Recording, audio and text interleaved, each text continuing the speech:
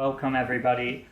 So just to give you a little background on Samuel, although I'm sure you're all very aware, Samuel Ross is a British multidisciplinary designer, creative director, and installation artist behind cult menswear label A Cold Wall, one of London's most exciting and popular young labels. Inspired by race, architecture, and class, the brand is described by Samuel as installation and performance art through the lens of clothing, sound, and sculpture.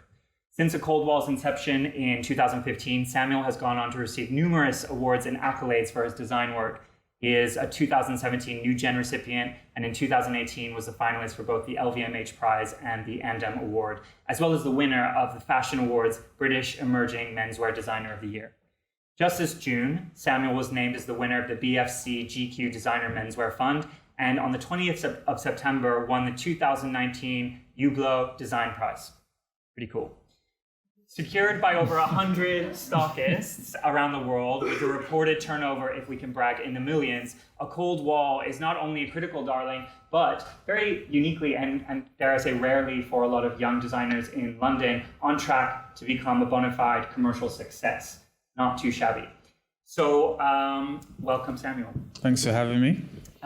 So first, I kind of want to just get a little bit of your background. And I know a lot of people here are big fans of your work and you've talked about it a lot, but in my own sort of research and familiarity with who you are and where you come from, I find it very inspiring, especially in context of where you are now and all your successes.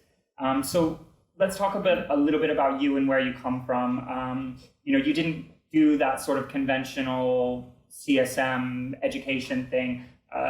What's your origin story? Yeah, my origin story kind of starts with my parents. My father, he's first gen Windrush generation, and he went on to study fine art at CSM and specialized in stained glass. And my mother's now she's a sociology and psychology lecturer from Northampton University, and she's also a painter. So I was kind of raised within this very creative and visceral household. I was born in Brixton, but due to certain circumstances, we moved out to Northamptonshire when I was a child at the age of 3 or 4. So the majority of my experience of growing up within the UK is this like buoyancy between, being in the heart of Brixton and of course growing up in more rural Northamptonshire, that being Northampton, Wollaston, Wellingborough. So there's a complete contrast between those two worlds, which has given me and informed a lot of the work in A Cold Wall to be quite visceral and quite panoramic in being able to capture nuances of the country from, a POC perspective, but also from just looking at hamlets to villages to cities and how they all kind of overlay and whatnot. I'd say that education has always been quite a key focus within my household, and my parents saw it as a gateway, which I completely stand by.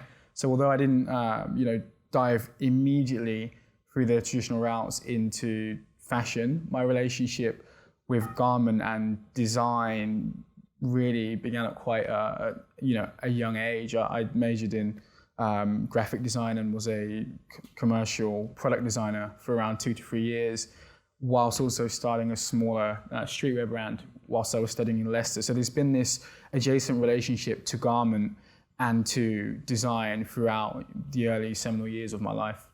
And when did you first become aware and actively interested in fashion and design? Did that come from your upbringing in Northampton? Was that something you were even aware of when you were younger? I had this affinity for product which started quite young. My father used to take me to Kettering, a smaller town adjacent to Wellingborough, on the weekends, and we just looked through sportswear stores and ready-to-wear retail stores like Topshop and whatnot. So it was very entry and very granular. But I remember picking out specific products and specific items and there being this affinity with the item and object and not really knowing why, but then also having a very emotional response to coming from a working class family and not being able to afford to attain these objects, so appreciating good design within them. One of my earliest memories is, asking my parents for like a backpack produced by High Tech, which is of course like a low tier athleisure brand, you could say, and not being able to purchase this bag and crying in the store as a child, and my parents not understanding what is this, individual's affinity with garment and with product. So that was probably my earliest memory of having an emotional relay with garment and with material. Aside from that, of course, I started secondary school, my first placement at the age of 12, was with a fashion store in Northampton, ironically entitled Styles of London. So once again, my scope on sophistication within the fashion world actually developed quite late. It was only when I was around 16 to 17 when I'd moved from rural England to Leicestershire. That's when my scope and taste and perception of fashion and garment and material began to further itself. But in the early seminal years, it was primarily based around streetwear and sportswear, of course. And it's interesting that your parents are both highly artistic and well educated. I think you mentioned your father went to Central St. Martin's. Yeah. How did they sort of foster your sort of creative inclinations from a young age, or did they? Did they influence you at home? Heavily. I mean, I was fortunate enough to have parents who didn't mind me drawing on the floors and all over the walls. And that comes into relativity because I was pulled out of school when I was around 8 years old, before my mother had her higher education and was lecturing, and I was almost like a test tube baby for homeschooling a child for 3 to 4 years. Then I was implemented back into secondary school. So in that period, it was quite from quite early on, there was understanding that one doesn't need to go through a traditional route to be able to leave and emanate creativity or intellect. So they, from quite a young age, kind of showed me it was quite up to oneself and one's environment to make sure that you're harnessing creativity and really pushing in what you believe. And they believed that I didn't necessarily need to be in education at that point, and they were better to educate me themselves. So that mantra kind of led on forward with activating and ideating ideas coming forward. And what do they think of your work now? Well, it's brilliant that they've continued to support it throughout every stage of growth in my work and myself. But even on the early days when I would just talk about wanting to have a design career, they were always quite supportive and whatnot. And some of my earliest memories and how I kind of developed a love for industrial and product design and urban planning came from my father taking me to open days for his MA. Wow. So it was this exposure to higher education which kind of pushed me forward. Right. And you mentioned that your grandparents came over on Windrush, yeah. and your parents are obviously part of that generation. I mean, I think that's very interesting because obviously with the Windrush scandal of last year, that's kind of come into public consciousness again in terms of the effects of that. Yeah. Do you think that in particular, as well as the sort of heritage you have from your grandparents and where they come from in the Caribbean, has defined your sense of identity and your sense of Britishness? It's quite polarizing being Black British, to be fair, because there's such a steeped and horrific history, of course, we're all aware of. And the Black British, well, the modern Black British narrative has only existed for around 60 years. So in a life cycle, we're only one life cycle in. So there's this, understanding that one is British, but then one also will never fully fit in. But I think, I don't see it as an issue. It's more so one's reality. And with that, it often is quite important to embrace what isn't spoken about and shown. And I think there's a parallel to, my identity and also, in fact, there's a parallel to my identity of belonging and also knowing one doesn't belong. But then there's a parallel between this jump between, working class to upper middle class areas and the mixing of coming from a demographic, Black British, Caribbean specific, which has the lowest literature rate in the country. Versus then being thrust into higher education. There's a syncopation between these two worlds, which also reflects the duality of being Black British. And that those two worlds I talk about are being British, but being from Caribbean heritage, and understanding the POC experience in this country. Of course, I grew up in rural England, which is skinhead laden, as well as multicultural London. But then there's also a parallel in that experience of being from working class areas which have the nuances of Bauhaus and pebble dash and concrete, which can often sometimes be quite heavy and quite harsh on the rendering of one's character, but then being thrown into situations of beautiful Edwardian and Victorian dormant rooms and educational pools of the modern world. So there's this duality which kind of has built my narrative just through lived experience. Yeah, and do you think that duality plays an explicit role in your work? Yeah, I mean, I kind of see myself as a mediator between both worlds, and I don't like to put it as a mediator between class systems because my experience is not the only experience. But I see myself as a mediator between someone who can move between different industries and different spaces quite fluidly. So my job is almost to communicate between the two and translate those worlds, which goes into a larger overarching theme I have, which is really about like, you know, building elements of a more socialist world. I mean, we can't go all the way to socialism. It doesn't have the best track record, but I do believe there's a tinge of capitalism which needs a retwist and reinvention. And this overarching theme of a more altruistic world is really where I stand in why I produce the work I do and why I believe in socializing public space and garment and having these heavy narratives and dissertations between all of the work that I produce. And do you think, I think what's interesting with a lot of designers for whom they're coming from a sort of maybe a marginalized group or traditionally marginalized group, what that does in terms of informing the work you're doing, is it, because I feel like sometimes it can be a burden somewhat, as much as it can be a positive attribute, you know, whereas media, we're interested in designers who are not coming from the typical background of most designers, and yet at the same time we don't want to tokenize designers or place them in a specific group. Do you struggle with that? Do you like being do you like your identity to be at the forefront of what you're doing, or do you find it to be irrelevant ultimately? I think it's relative, but it can get in the way of your work being critiqued, which can be quite a battle, you know, because one's self and one's work are highly, overlapped and inclusive of one another. You almost mold the two to build a membrane, right, or to build a structure internally and externally.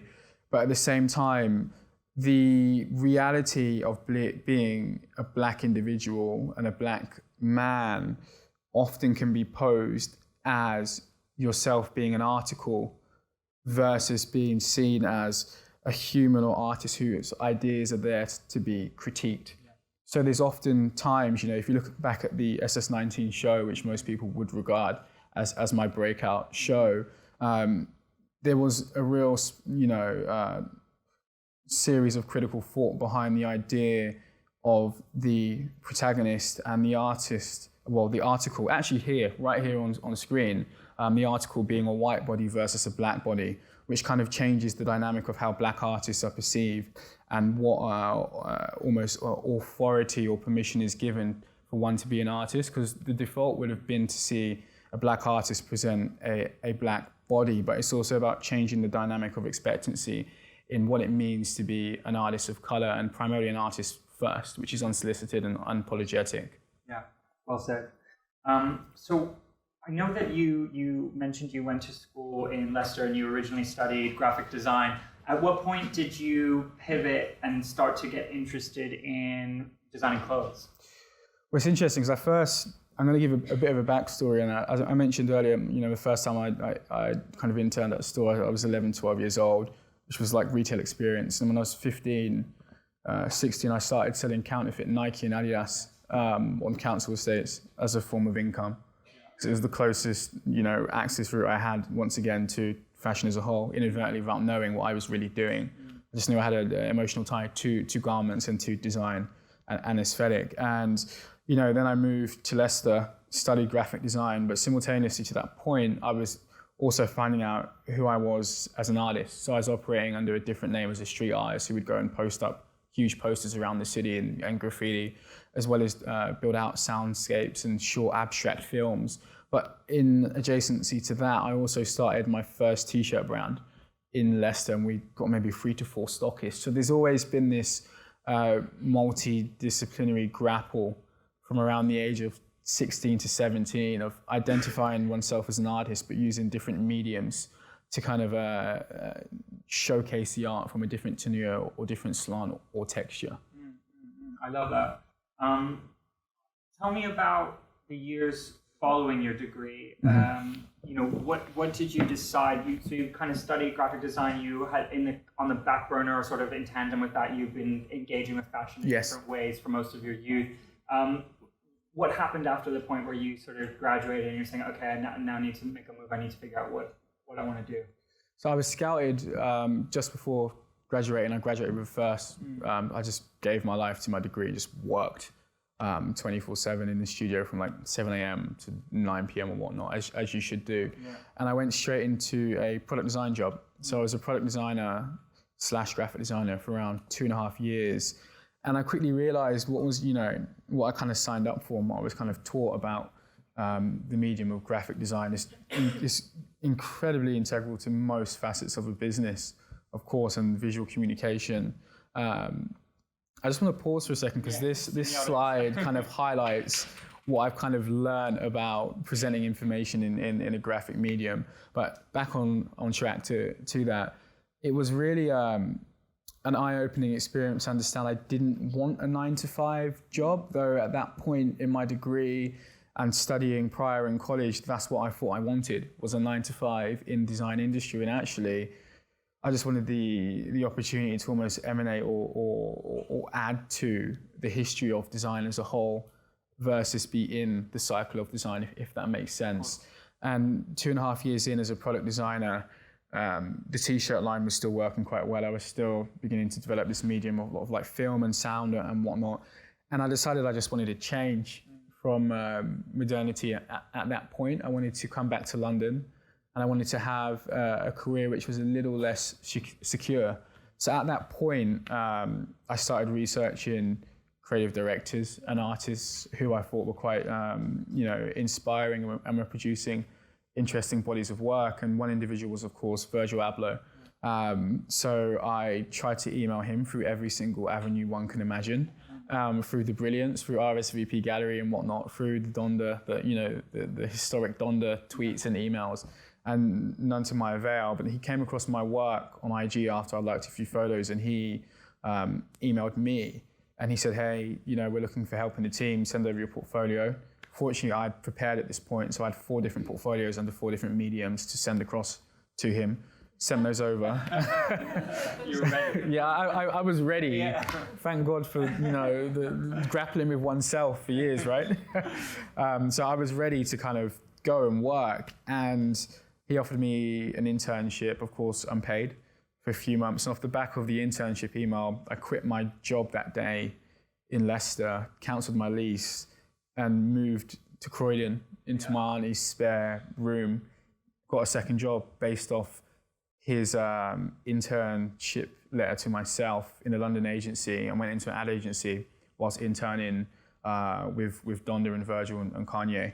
And that's where the full move into fashion kind of happened. So it's sort of misreported that you DM'd him and he responded. No, there was no DM. I don't think DM even really existed at that point. This is like 7 years ago or something. I swear I read it. No, it is written. I see that stuff. It's like, let's just add to the fable, the mythology. A little sprinkle, but. That's incredible. I mean, 2 questions from that. One, maybe for some of the students here or people who have recently graduated or trying to figure out how to kind of make their move, would you have done things the same if you were in that position now? Would you have kind of tried to hit up people on Instagram or on social media or what have you? Yeah, I think I probably would have, but the drive wasn't, of course, there was no real drive or force behind wanting to be seen and heard on social media at that point. It was still quite new. It was more so, just individuals who I really respected within the industry. So at the same time I was hitting up Virgil, I was also trying to be in contact with like Pentagram, or Sagmeister and Walsh. It was more so the reverence of the industry and just wanting to contribute to design as a whole versus the individual and the energy that comes around that individual. Yeah, interesting. And my other question is really in consideration of the degree you got, which was sort of allowed for a bit of a sidestep or sideways entry into fashion. Yes, yeah. Whereas a lot of students, particularly in London, we're very used to this kind of Central St. Martin's example. Not that it's the only example or the only way, but I think it's very refreshing, as incredible as Central St. Martin's is, to hear about people who've succeeded but haven't gone through that route. Do you think it's relevant or even necessary to study fashion or to study at all? Because I don't know how much your graphic design informs and your education there informs what you do now. It's fucking important. Excuse my French. You need to study. You need credentials. You need. It's not just about like the immediate of one kind of like seeking their own ego to kind of find themselves. It's also the reality of building a career on a global scale and having the ability to ebb and flow across different regions and different countries, and being viable when you are going for jobs or opportunities. Degrees and, you know, not just specific to fashion, but degrees as a whole are incredibly important. But I will go back to the fashion degree because it's the critical thought, and it's the skill set and development that is priceless and essential. You know, I kind of learned how to make clothes in Leighton, in East London, in a factory for about 2.5 years. But if I understood, you know, the magnitude of talent I had, I would have immediately gone for CSM. Yeah. I just didn't see where I came from. Hyper-masculine environment, you know, outside. This is like Middle England, you know, where people don't really leave and there's lack of opportunity. CSM wasn't even on the tip of my tongue. It just seemed like something that wasn't attainable. So those here who are studying in CSM, this is like the mecca for, you know, a creative, progressive education, and it should not be dismissed or undervalued. And don't let what you see through social channels sway you into believing something else, because that is one form of communication and it's one universe, but the reality is a tangible degree will take you far beyond any immediate trend of app, which is currently relevant. The degree is incredibly important. In my house, we have this saying, we only get firsts. We all study and we get firsts, and that's that. You need the degree to kind of pull yourself through different class systems and give yourself opportunity and open it and expand one's horizon to the world. It's super important. So let's talk a little bit about Virgil, because you mentioned him earlier, and obviously it's very well known that you kind of got your start, you got your shot through this relationship you developed with him, and he was a kind of a mentor to you. I really like this quote that I read that he said, where he said, mentorship is about showing that collaboration is not a taboo and that you need the team to make it work, which I think is great, because we often think of these kind of creative positions as almost sort of like ego-driven. You know, it's about that leader and it's about that person and that brand that's synonymous with them, and sort of very little visibility or acknowledgement is given to all the people who are actually making it happen. Given how you kind of got your start and through this process of, you know, basically liking some photos and then getting his attention and so forth, do you feel kind of responsibility to pass it on yourself now that you're sort of enjoying your success?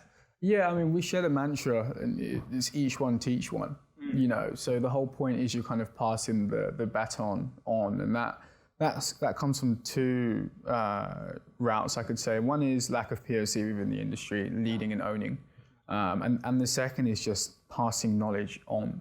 You know, we come from an industry, I mean, he studied, of course, in design and architecture, myself in more like design, product design, industrial.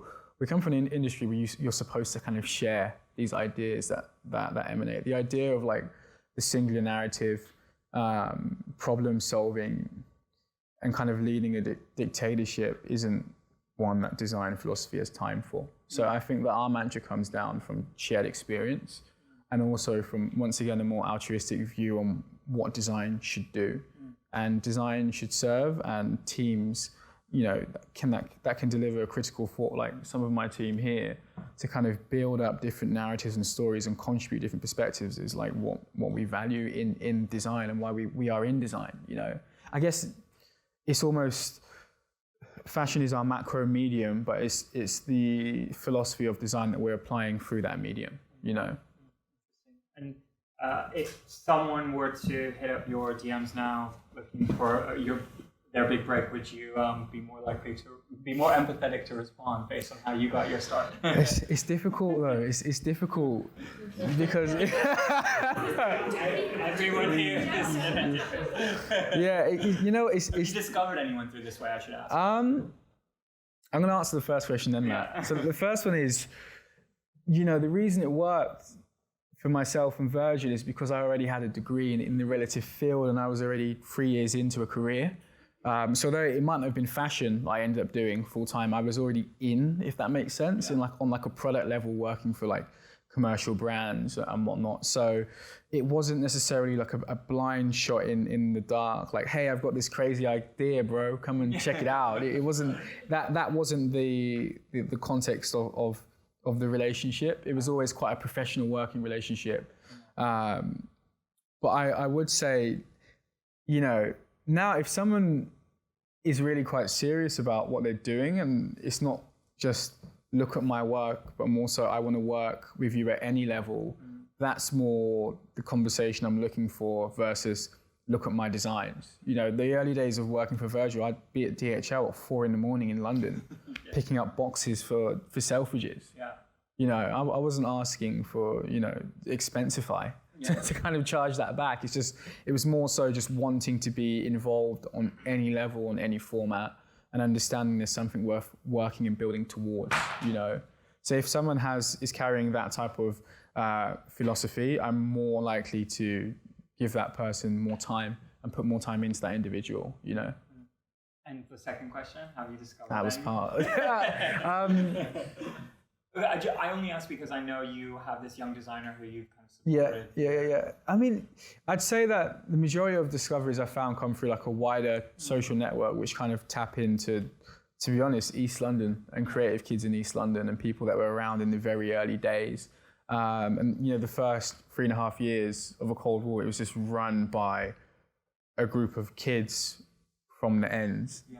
It's like the easiest way to put it. And it wasn't necessarily based off social media. It's more so people who were, it's not even necessarily a scene, I wouldn't use that word, just people who are around the creative energy and in the right spaces, who are into maybe like niche forms of minimal French house, and who are also into, you know, revitalizing the philosophies of the Bauhaus school. It was these type of individuals who you kind of emanate and draw yourselves towards, who ended up working with A Cold War. And I wouldn't say I've necessarily discovered anyone on Instagram. I think we're in a different age where people kind of build their platforms, and there's already a sense of self-discovery by the time the work is presented via these platforms. But there have been some great connections and friendships built via Instagram with young poets and you know, more well-known artists as well. Is there anyone you want to shout out in particular? That's Abundance Matanda. And I find her very inspiring. Her work is genius and quite brilliant. So she doesn't reply to my DMs because she doesn't use IG. But we're friends in real life, so it's fine. But you know, like, you know, but she's really quite brilliant. Yeah. So let's talk about A Cold Wall. So back in your timeline, this is your life. You were kind of working with Virgil, doing that thing, cutting your teeth. Yeah. When did you decide you wanted to start a brand, and how did that manifest as A Cold Wall? I think the decision to start a brand came from, well, there was 2 points really, and I'll speak honestly as well. I think the first was, this is the time when Off-White was about to go into macro growth. So there was just a formality of growing a team and needing to bring in more senior people. And I'd kind of done what I could do for Donda and for Off-White and Virgil at this point. So it was almost time for me to move on. I'd worked there for, say, 4 to 5 years, and the brand Off-White was now getting ready to go into its next stage, which was localizing the majority of what it does in operations to Italy and preparing for the next stage of a brand's growth, as it should do. Yeah. So at that point, I kind of had to kind of look into myself and question, where do I want to go? There's a narrative I feel I have to tell, being this mediator between two completely different worlds, and being able to syncopate the two together.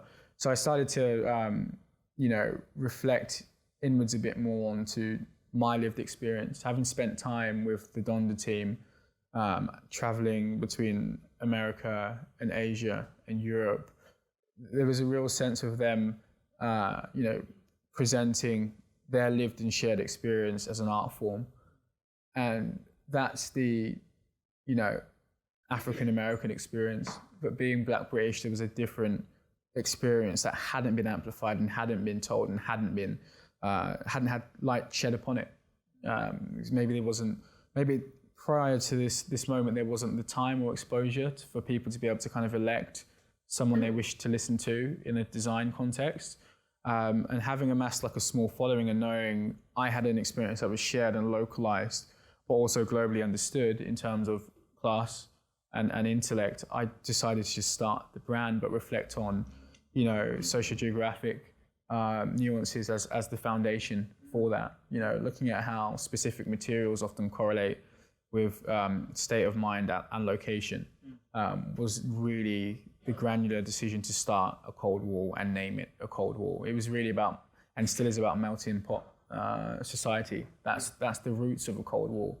Really a social commentary of moving between different spaces, which is beautiful to London as a whole, and how dense the city is, and how the hairline veins of the city work. Communities constantly overlay, you know, not just in higher education, but in local community, in parks, in infant schools, in junior schools, in youth clubs. You know, all of these experiences I'd lived through all emanate and take form in a cold wall, or influence the tone of a cold wall, which is where the more social perspective has kind of birthed from. Right, and I mean, that's very, very interesting. So I feel like you're kind of observing something that's really there, that maybe hasn't been told or hasn't manifested through fashion before, or through this sort of intersection of fashion and art and performance. But where, I guess, just to be really literal, where do you actually begin? Where did you actually begin when you were like, okay, I have all these ideas, I'm very inspired by this sort of psychogeographic thing going on, by these class structures and at play and intersectionality of everything, but at what point do you say, I now want to produce some garments? Like, how did you do that? I think I think the idea of like producing work and putting forth work, because I was of course 24 when I started a cold wall. The first t-shirt brand was at 18, and I started selling garments at 16. And of course, working under Donda, I produced hundreds of graphics for like Hood by Air, Kanye APC, Yeezy, Donda, Off-White, blah, blah, blah. Stussy, the list goes on. So there was already this mechanism of ideas and philosophy should emanate in the form of tangible product. So it was a very natural flow to just flow onwards onto my own ideology, and that emanating in the form of product. And also at that time, and even still now, fashion and garment and products is the most visible, visceral and tangible way to kind of communicate via a macro speakerphone any form of ideology. So it just seemed to be the default and natural medium to go forth to. And how did you develop your aesthetic, if we want to call it that? Where, you know, I think there's, looking at it sort of holistically at what you've done across a cold wall, there's this kind of utilitarian thing going on. There's a lot of interesting sort of visual sort of thematics at play. Where did that come from, or how do you develop that? You know, the initial, again, to speak honestly and plainly, the initial, you know, signatures and theme and texture of a cold wall garments, like the coarseness and the raw asymmetric overlock, all came from learning how to make garments along the way. And those were processes I was incredibly hands-on with, because it was myself for like the first year and a half. So these experiments and mishaps and errors and just lived experience of learning and failing and learning how to make garment then develop into a philosophy or a nuanced approach and signature, which then, you know, the more you read as you develop and learn about what you actually truly believe, you start to see parallels between, okay, the coarseness of mixing this amount of dye with cold water, then adding, you know, 110 degree boiling water on top will give me a specific texture of fabric, and how that texture then correlates into the pebble dash wall that you're referencing, to be very simple. The two develop together. You know, through experimentation primarily is how the aesthetic and very visual language of a cold wall was built. But obviously the background I have in like visual communication and graphic design lends heavily to that, like understanding semantic value of typography and graphic placements and iconography all, you know, pair with the experimentation of the garment. And that reminds me of one of my favorite parts of your brand, and something that I read recently, which is about the asterisks in a cold wall being sort of representative of design reduction and process, which sort of reminds me of Apple for lack of a better comparison. But you know, the idea of constantly making something almost more efficient and it's at its most essential. Because I think for you, you know, the goal is to have this asterisk which can just be presented on its own and people know that means a cool wall. Maybe talk a little bit about more about that, and does that philosophy kind of bleed into the rest of what you do? Yeah, I mean, if you look at the Accord Wall logo, the bracket, though it's a bracket, it's a one-story building reduced down to elevation and bird's eye view. So it's actually a building. And the idea of, as you rightly explained, having elements of the logo that you can reduce right down, that really just came from studying design and understanding the ability to scale and take away and reduce in the formats and mediums and processes I wish the logo to go through. It had to be able to print down to like 2.5 cm, but also be blind debossed onto a piece of calfskin leather. So it was building a logo that had the capability to grow as far as the narrative has grown. And the idea of reduction, I just like the idea of simplifying down, and giving space, whether it be for garment or for installation or primary shape, to give some sense of breathability to design. I don't really believe in compressing, which is funny because I talk with all these convoluted words, but I like the idea of having design that can kind of deliver and be quite reductive. It's my biggest challenge is, okay, this is what I want to say. How do I compress and corroborate that into the most simplistic form that can be enjoyed more than anything else? Which leads me into sort of another area I'm very interested in right now, which does kind of relate to some of your work with Nike. And that's about sort of the idea of sustainability and the kind of eco-focus that a lot of fashion is now rightly has, kind of in response to what's going on in the world and the fact that the future very much feels at stake. Is sustainability important to you? And if so, how does that fit into what you're doing, to these philosophies, to what you're actually producing, and also to the kind of consumeristic side of streetwear culture, which I know isn't explicitly what you are, but relates to certainly things like shoes. A part of the journey, for sure. Yeah, I mean, there's two philosophies I have on sustainability. I'll start with the obvious, more grounded one that, of course, we need to do something. So, of course, when I travel, I'm spending a lot of time doing site visits in factories, from Vicenza in Italy all the way to Guangzhou in of course, rural China, to ensure that, firstly, sustainability isn't just about material consumption, it's about making sure that workers are taken care of and people are getting paid correctly, and that there's a supply chain which supports local government, as well as our Western viewpoint on sustainability. Because actually what's happening is, if, say, a company over here wants to go green and go sustainable, well, you're stripping business and infrastructure out of the companies, the countries that are actually producing a lot of these goods. So there's a two-edged prong to the visibility we need to have on what sustainability is and who actually gets the upside from sustainability. Like, for example, there was an issue last year in Guangzhou where new sanctions came in regarding dye houses in China from, European fashion houses, which led to a lot of legislation that was never in place in Guangzhou in China being impeached upon local producers. So then government comes in, closes all the factories. Where does the dye go? The dye goes into local rivers. It then goes into local agriculture and food and damages, and people lose their jobs. So to come full circle, the first thing I'm concerned about is people, and ensuring people are getting paid properly and people are taken care of and local economy is thriving, or doing what I can to support local economy outside of my own immediate. And the second is really, I'm trying to induce this philosophy of slow fashion is good. So for example, with the Nike Vomero, there was several PU and UV and plastic polymers and coatings that were removed from the shoe. So first, it's less chemicals and solvents being used to produce a shoe. But secondly, it gives the opportunity to kind of breathe life into design. And what I mean by breathe life into design is where the UV and PU coatings were taken on the shoe, different components and sections of the shoe age at different times. So it's this idea of having a product that is living. If you put the shoe on and you wear it, day in and day out. Over time, a patina and gradient will build on that shoe, which of course is unique to the shoe you're wearing due to the amount of UV light you're exposed to. So it's incentivizing people to wear clothes vs simply resell and hold on to clothes, because clothes are articles that should be used.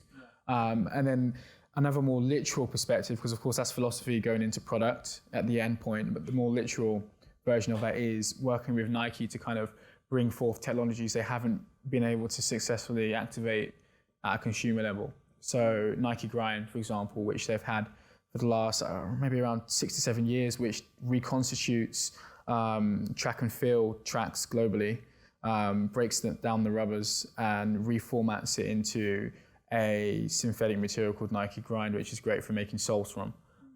So we launched the Air Force One lows using the Nike Grind sole, which is more so like circular economy.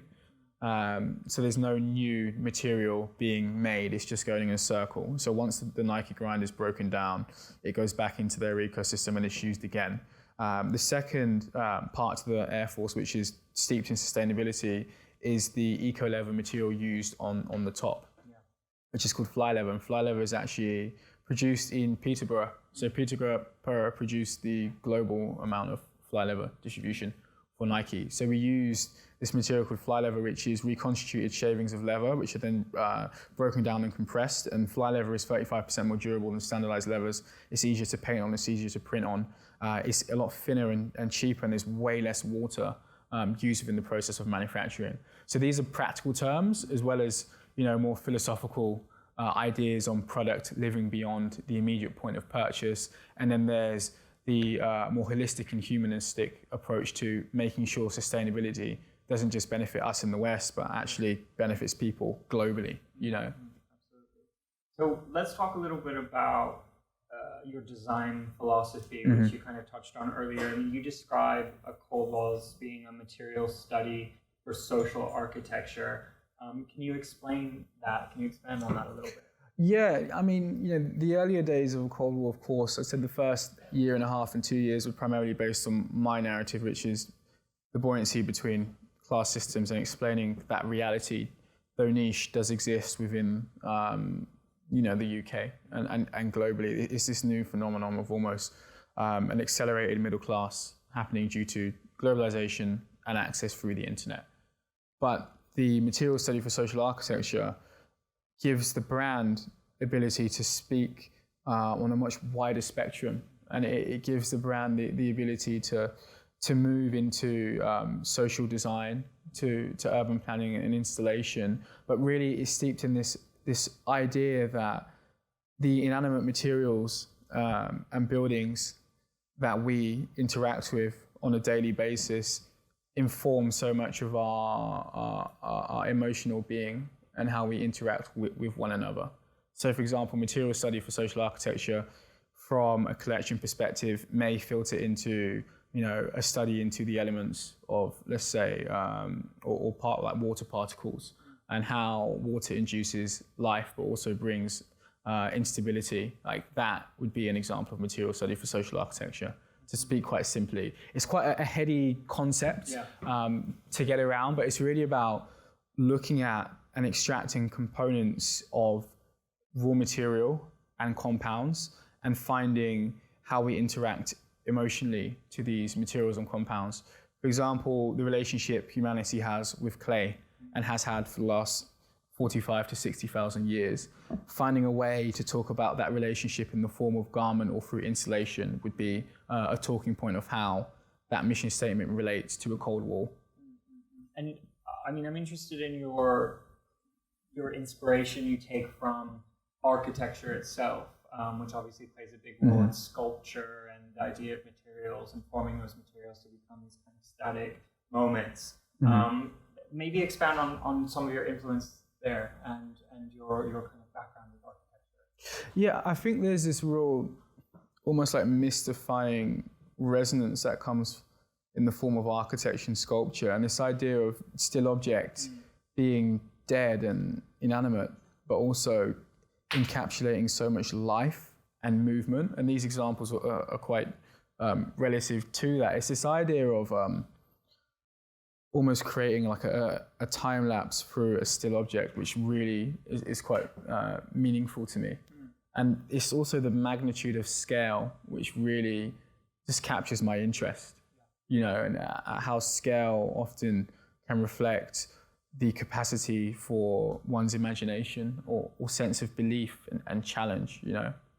Right. And I mean, I know you talk a lot about sort of installation as being a sort of core part of what you're doing. And I think when I think of your brand, I don't see it as just the kind of garments that are presented or even for sale, but the way in which they're presented as part of a fashion show or a kind of installation event, or even with the Nike launch, working with the Architecture Association to present that. I mean, first I'd like to know a little bit more about your process for how you come up with these kind of installation ideas. And then second to that, I'd like to know a little bit more about the function of a runway show, generally and specific to your brand, and if it's necessary.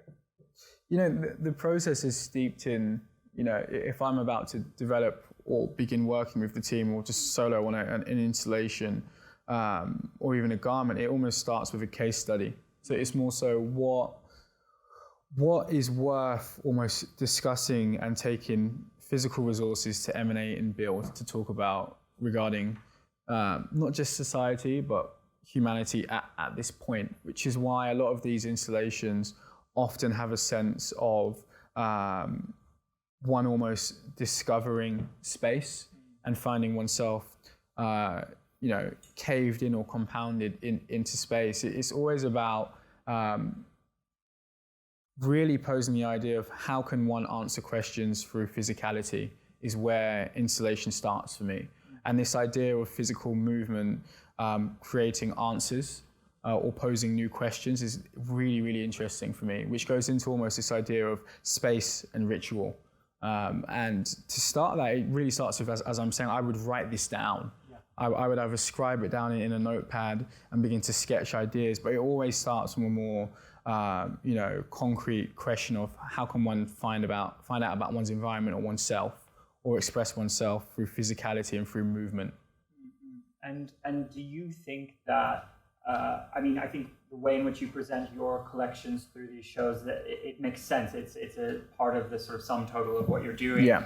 But do you think that a fashion show is necessary? Because I think when we think about the fashion industry, especially in a place like London or Paris or New York, for a lot of young designers, it's at a huge expense, and it's not necessarily more effective than releasing images online or doing a special project. Do you think the fashion show system is working? Well, I had a real naivety when I started doing fashion shows. It was like, okay, this is a cold wall. I need to express what a cold wall is. And just to speak very plainly, I was a few years younger. It was more so brands and houses do fashion shows. I want to do a fashion show. If I understood the magnitude of work and planning and also capital that goes into producing a polished fashion show, I might have taken a slightly different approach. And I think it's quite brilliant to see certain designers not opt into showcasing as a fashion show. I think there are moments when a fashion show is relative. For example, Beast Joy, they showed the hoodies, of course, you would know about. And I think that was relative to a fashion show because it needed a centralized point of focus to tell a macro story. But not every brand or narrative needs or requires a fashion show. The reason I chose the medium of fashion show is because it gives you opportunity to put the viewer in the midst of an installation, and that's relative to my practice, which is of course steeped in installation, architecture references and product design.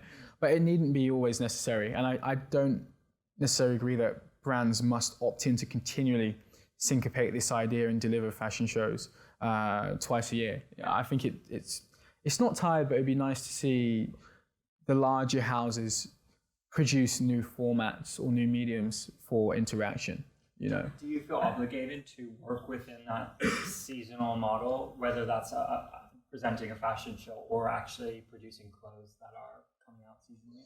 Well, I think my journey's been one of learning publicly from quite early. People saw the first t-shirt go out and the first image on the cold was myself with my face covered, shot for the lookbook. Yeah. So it's always been like a public learning. And I feel like with that, you start to understand that actually every 6 months, you get this opportunity to have a hyperlapse forward in time by showing the developments of a brand. But then again, it's relative to, the pace and growth that you've kind of put yourself into. With a cold wall, it was put into the pocket of the Donda lineage, you could say, and that is a very fast-moving, aggressive group in terms of growth and success. So a show was the optimum medium to showcase the level of growth season on season. I mean, I think it's interesting because I read, a couple of days ago, Denma from Balenciaga was saying sort of consumers don't think in seasons, or at least they don't really anymore, particularly the maybe younger kind of consumer who lusts after these kind of brands that have that sort of streetwear credibility to them. I mean, I guess it seems obvious to me, as a consumer, I would just buy something if I like it, and it doesn't really matter when it comes out or why. Do you feel like you would challenge yourself to sort of move past these conventions? Well, I think with time, because my business structure and organization and supply chain is built on delivering twice a year, which we're working at because it takes time to deliver and build a supply chain with such rapid growth. But, I think that if there are multiple ways to kind of start a fashion brand and operate and sell, you can sell primarily direct or you can sell wholesale through retailers. If you're selling direct and you optimize your channels, such as brands as Palace and Supreme have done so, you needn't show a fashion show because the margin you make is still very high from selling direct. You don't lose any margin. You just sell from cost to immediate retail. So your profit margin is much higher, which negates the need for a fashion show. And you just put it into marketing and into further product development and into your infrastructure and partnerships. But once again, I think that the intention and premise of a cold wall is to exist and move into the space of luxury menswear. And in doing so, it's also, learning when is the time to twist and turn and break the rules, and when is the time to learn the rules and learn how to play the game. And the phase I'm in now, a cold wall will be coming up to 5 years, which is strange because half a decade is still young, but it feels strange to say so. It's now time for myself and the brand to learn how to almost pay homage to the industry and play by the rules for a while.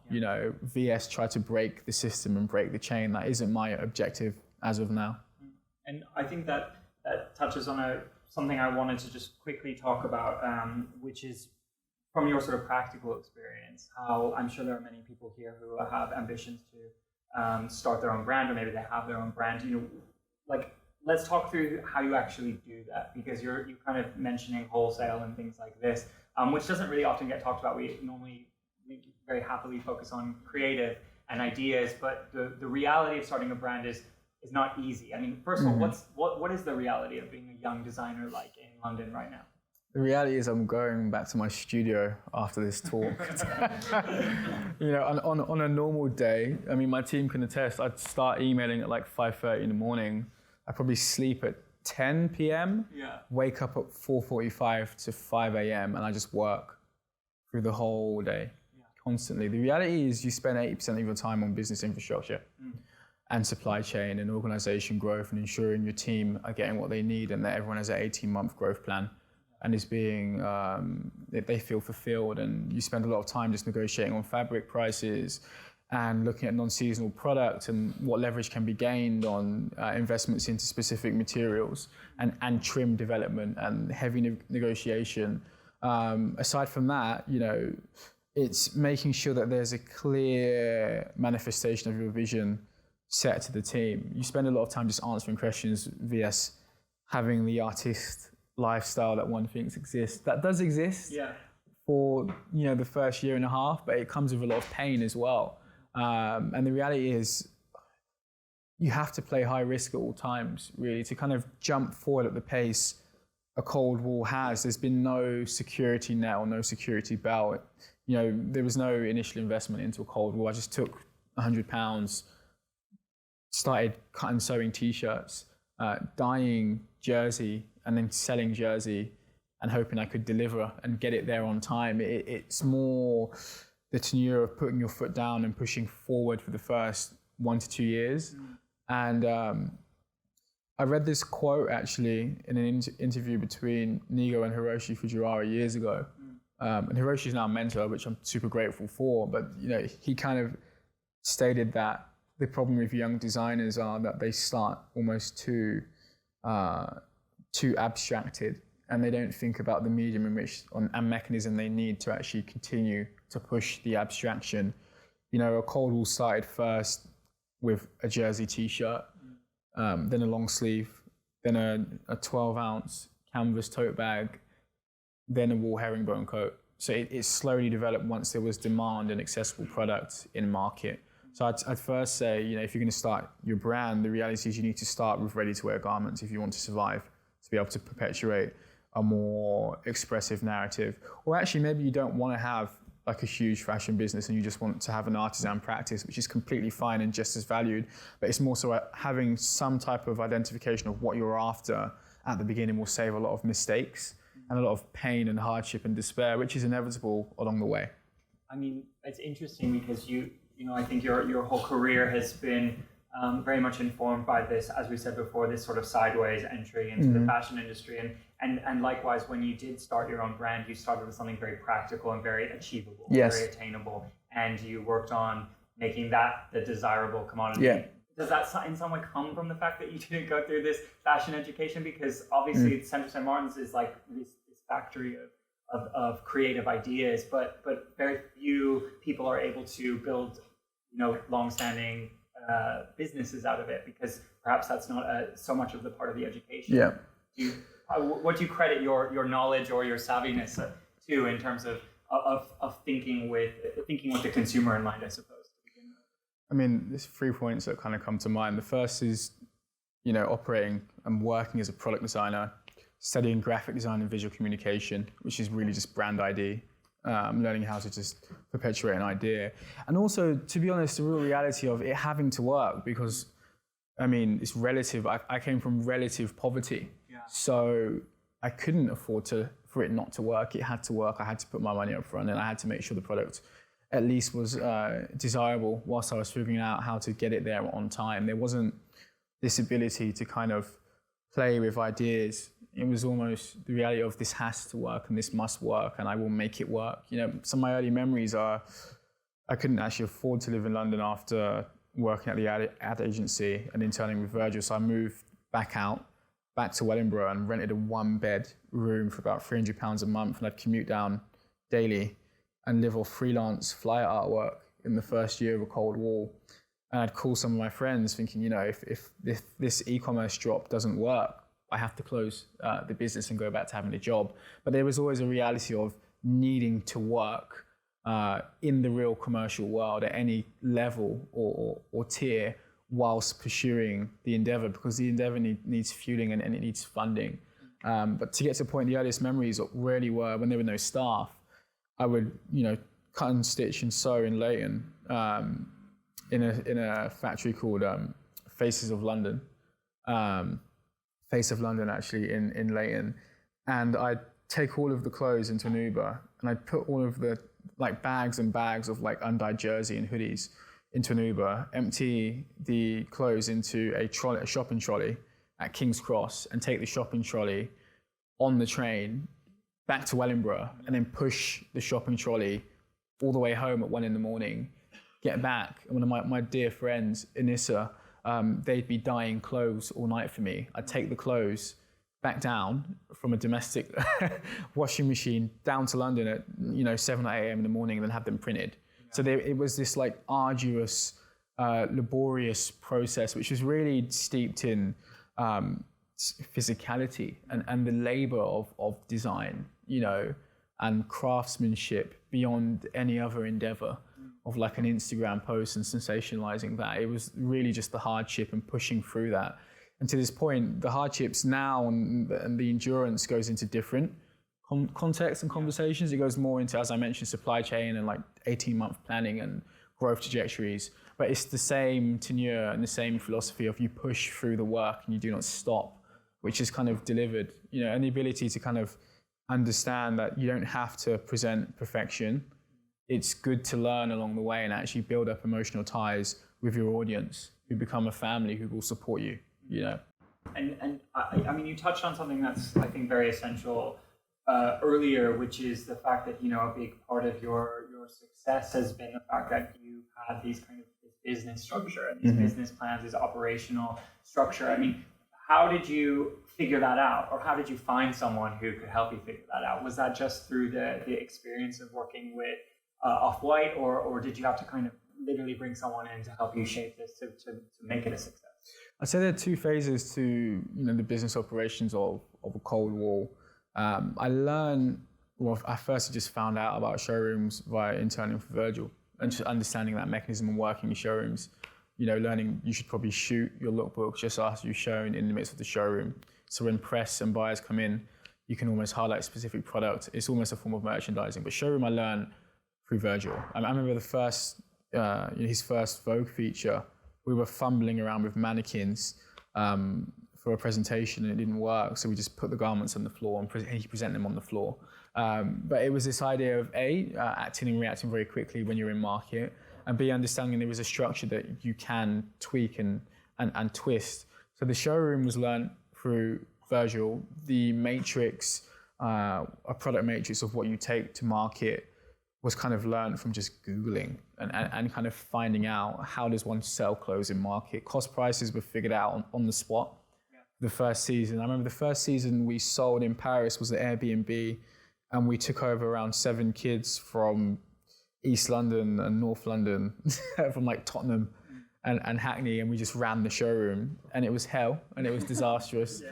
There were interns and assistants being sick in the bathroom whilst, you know, Claudio from Antonioli was, you know, inspecting garments and whatnot.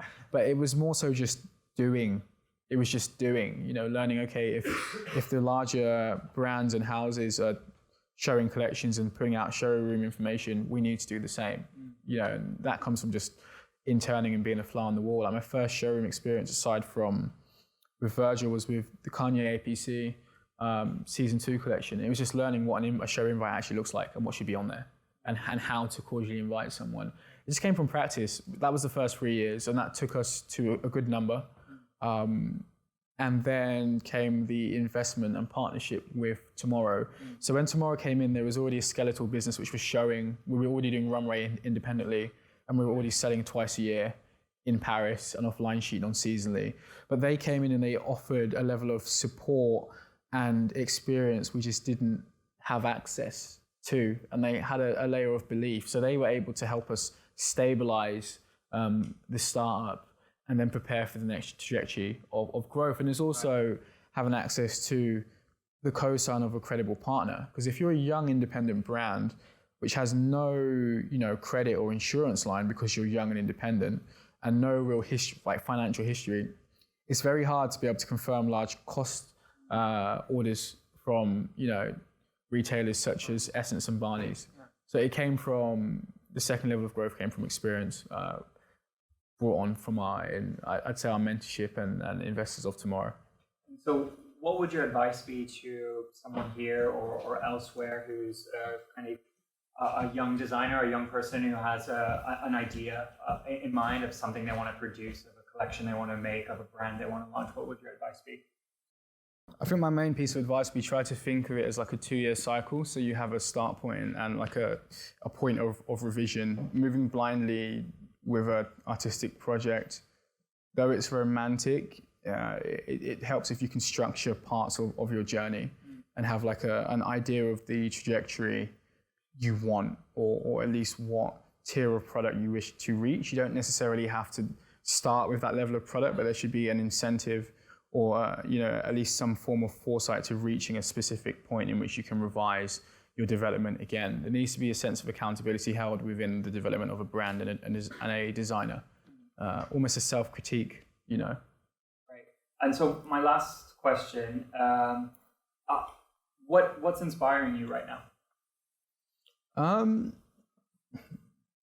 What's inspiring? I mean, primarily just literature, to be honest. I just gave a reading list to Document Journal, so I'm probably going to cite the majority of those. But I'd rather talk about like the topic than the specific author, and it would be like semantics and semiotics as a whole. We touched into like epigenetics as well, I find quite interesting. And socialism and capitalism and how the two can kind of bind and work together, for me, are quite interesting as well at the moment. It's more so visceral, wider topics and how we can contribute into those conversations via the medium of fashion or art or installation. Are there any specific writers you can recommend to people here who don't know much about semiotics or epigenetics to start with? Who would I'd probably just go to the classic titles such as Ways of Seeing, or if you're looking at epigenetic, I'd say Dr. Joe Dispenza is a really good one to look at.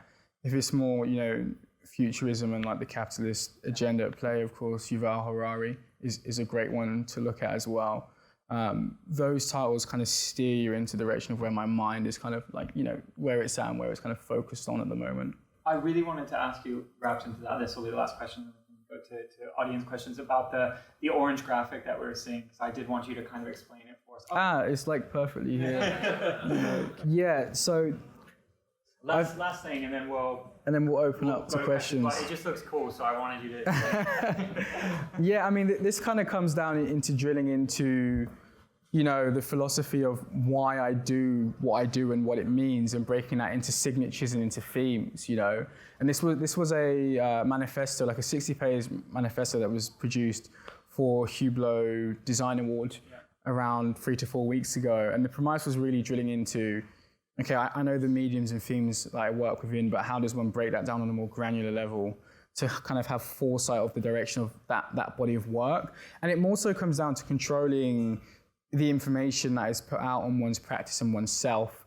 This wasn't built out of any sense of frustration. It's more so having hardline objectives with the work that is being produced and not operating off simply an emotional basis. So there's an actual medium and formula to all of the work that comes out of the universe that I produce, whether it be SRA, which is more sculptural and social design, or whether it be a cold wall or concrete objects, or Oakley by Samuel Ross. There's an underpinning philosophy to each of those, which is, of course, as you can see more clearly than me, industrial design and beauty, asymmetry, and how that ties into certain movements such as Dadaism and Bauhaus and postmodernism in the form of industrial architecture. So there's always this nuance of emotion and inspiration tied into history, and that has a foundation within just how I work.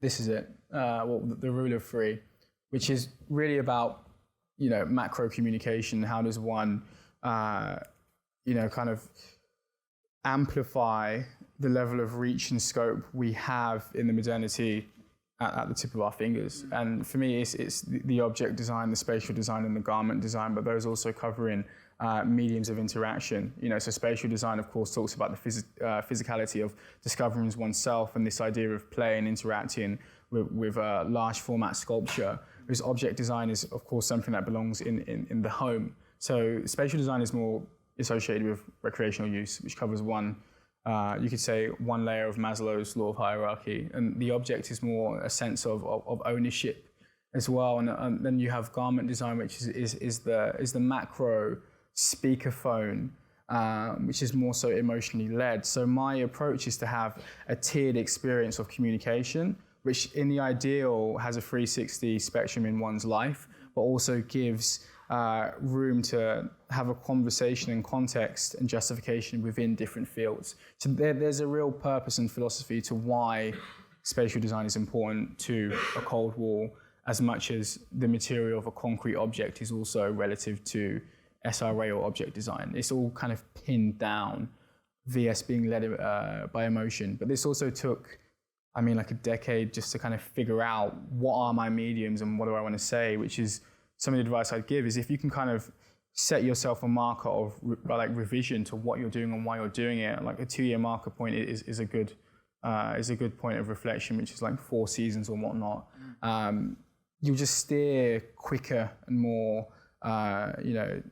efficiently to where you're trying to go. Because a lot of this I had to figure out in the mix of hyper growth and employing a team and doing runway shows and a host of interviews and being center stage and not trying to also make too many mistakes, was if you can kind of plan out your trajectory, it will just offer a lot more stability to oneself. Great, well put. Okay, well, thank you very much, Samuel Ross. Thanks for having me.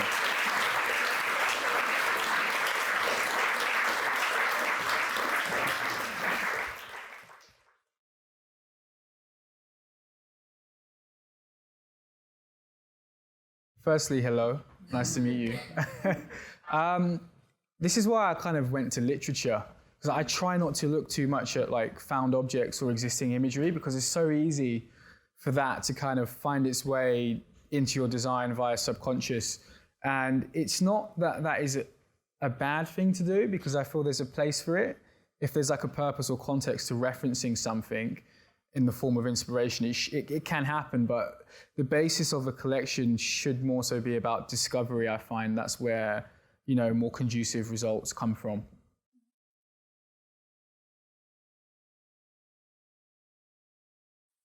That's a great question. I think it lies in ownership, to be honest. To have real control and kind of steer that ship where it needs to go, you need to have the ability to own the narrative, which kind of comes into some of these written pieces I've been doing. It's about owning the story and having control over how that narrative is contextualized. So it comes from ownership. To kind of have your voice or our own voices heard within that space, you need to control the narrative and the story and how it is posed. So that probably goes down, you know, building one's own endeavor and building one's own company versus finding a platform to facilitate that.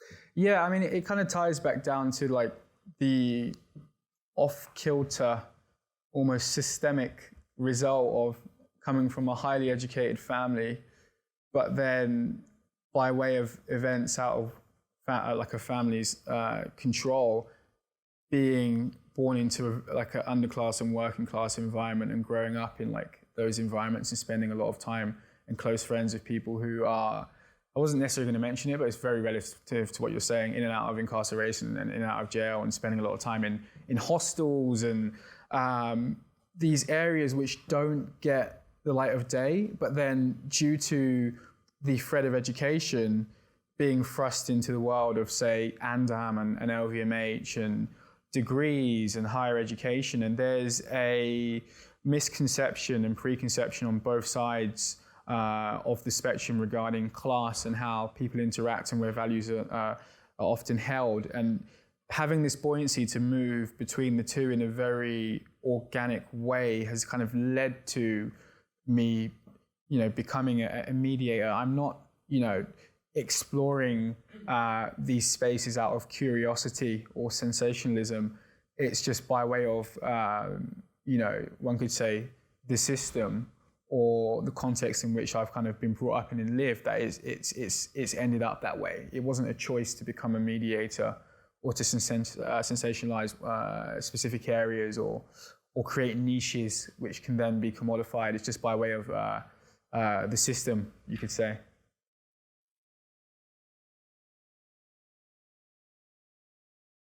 Good question. We're worried. What was the quote I gave to the team that I bear the cross on my back for you guys? No, it's hard to. It's actually a very good point you raised, because, you know, what isn't often talked about is mental health, whilst, you know, being in public eye and accelerating a company's growth and all of the pressures and stresses that come with that. I'd say that for myself, I have the escapism of my family and my daughter, which is really a form of recovery and healing for myself.